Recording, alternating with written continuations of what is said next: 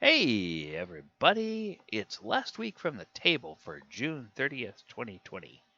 I'm your host, DM Gallibond.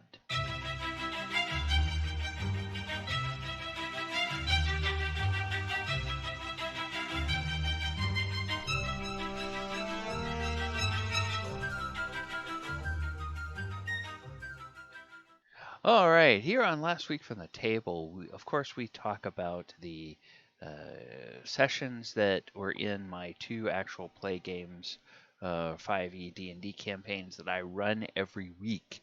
It starts on Thursday nights at 8 p.m. with the Sword Coast Chronicles. That is my love letter to the 5e published adventures for D&D 5th edition, where we're kind of taking a survey through those different campaigns, and the party is gradually going to be learning that there's some force behind all of these campaigns, and there's some reason why the dragons would go crazy, and the giants would go crazy, and the elementals would go crazy, and the demons would come out of the Underdark, and all this would be happening within a very compressed uh, amount of time over a very small geographic area in the Sword Coast. So this is a campaign that sort of helps to pull back the curtain a little bit and see what's actually going on behind that. Now, the the elements of the campaigns that we're using are straight out of the book, so if you've played these campaigns before, they're going to be very familiar plot points and storylines. What I have contributed is sort of the story behind the story, and so you'll catch little glimpses of that along the way. Sometimes in transitions, when the characters are moving from the events of one campaign into the events of another campaign, or there might be kind of little interludes where they come out of the story of one of the published campaigns because there's some sort of plot point with the story behind the story. Right now, they are in Greenest. If you are familiar with the 5e campaigns, you may know that Greenest is the town that starts the Tyranny of Dragons campaigns. It took us 4 sessions. Partly because I started the campaign back in Baldur's Gate instead of starting it in Greenest. But it took us 4 sessions to get to Greenest and get to the point where we are in the story, which is where they have finally driven off the dragon that's been attacking the keep. They started just outside the town at the beginning of the session. They knew the dragon was there attacking the town. They knew that the dragon had allies that was attacking the town. They snuck up to the edge of town from their caravan. And as they were coming into town, they encountered a family that was being driven out of their house by some kobolds and cultists. So they, of course, rescued the family, fought off the kobolds and cultists, and then helped guide those people to the keep, all the while trying to stay out of the view of the dragon that would occasionally dive down out of the clouds, fly around the walls of the keep, and blast it with its lightning breath before climbing back up into the clouds again. And so they helped the archers on the walls shoot enough arrows at the dragon that the dragon finally said, "Okay, I've had enough of this nonsense," and turned around and left because it thought that, after all, its cultist allies kind of have the situation under control anyway. So that is about what has happened.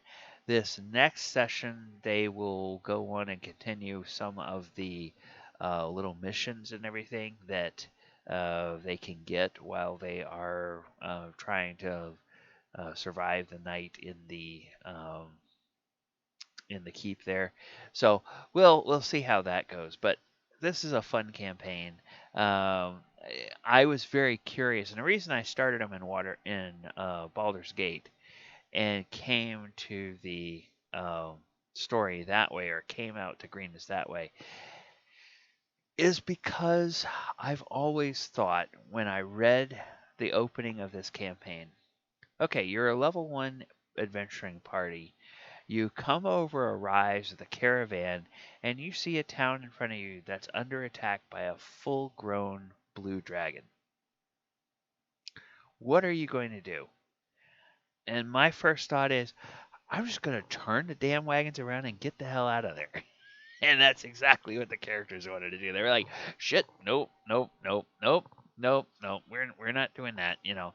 Now, of course, I had a contingency for that, and it wasn't long after they did that some scouts from the cultists came up to the caravan and made it known that they had been sent this way because the caravan had been spotted. So they realized, okay, well, we're not going to be able to completely escape this fight anyway. The fight is going to come to us if we don't go to it. So that eventually did that. But yeah, first level adventurers should not want to have anything to do with a full grown dragon. And I can't for the life of me figure out why they decided to start the thing off that way. Is that just like, okay, without a whole lot of, planning for how you're going to deal with that kind of situation, that whole campaign could just fall apart before it ever gets going. All right, and you can join us Thursday nights, 8 p.m. to see what's going to happen going forward. Now, on Sunday, we have my hardcore homebrew game, The Walker of Waterdeep. This is a campaign that began, as the name implies, in Waterdeep, and had the party members actually be working in the employment of a planeswalker who was stranded there in Waterdeep.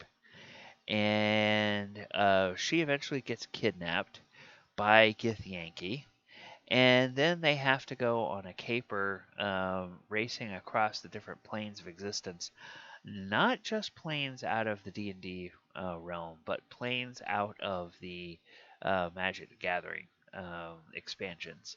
So right now they are in Innistrad, which happens to be the home plane of their benefactor from Waterdeep, and they are looking for some rare element in a mine. They did a great deal of exploration in the mine. They found some rather randy vampires that appear to be, in various stages of being romantic with each other as they came into this mine area. And a lot of my players, or a lot of the PCs in my party, have really good stealth, so they were able to stealth past the vampires without being seen because they were so distracted. But they've also discovered that there's other things in the mine, some of which they've seen, some of which they haven't. They found some egg sacs of brain weevils, which they have fought before, and they know those things are nasty and they're tough. They like to uh, they like to basically bore into the side of your head and eat your brain. Is what brain weevils like to do. Then they also found some giant rats that appear to be undead. And they saw some evidence that there were very large, um, either serpents or worms or something that might be underground or under the surface of the mine. Now, one reason why they didn't set things off is that the a number of the players have boots of flying, and so they are able to avoid actually walking on the ground and triggering things like tremor sense or things like that, which some predators under the ground have. So they know that they have a job in front of them of clearing out the mine so that the miners they brought with them can actually get at some of the ore. They also know that, yeah, lots of stuff to deal with here. So this is kind of a fun part of the adventure. You can join us every Sunday in the afternoon, except this coming Sunday. This coming Sunday is the 5th of July. It is Independence Day weekend, so we are not playing. I you know, I've been kind of wanting to take a week off for a while, and I have at least one player who's not going to be able to make it this Sunday. So we know ahead of time he's not going to be able to be there, so we're just going to call the game for the week, and then we will pick back up on the 12th. There might be a minor change in the schedule for this campaign. We might push it up a half hour and play Sundays at 2 p.m. and then end at 6 p.m. And that's because of another game that starts at 6 p.m. that I would like to raid from my Twitch channel at the end of our game. So. All right, that is about going to do it. If you like all the stuff that we put up here on YouTube, please click the subscribe button down below.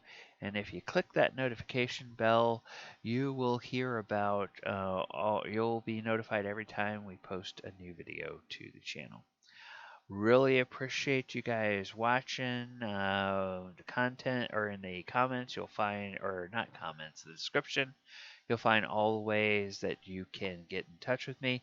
If you have any questions about any of the games I run or anything like that, let me know in the comments.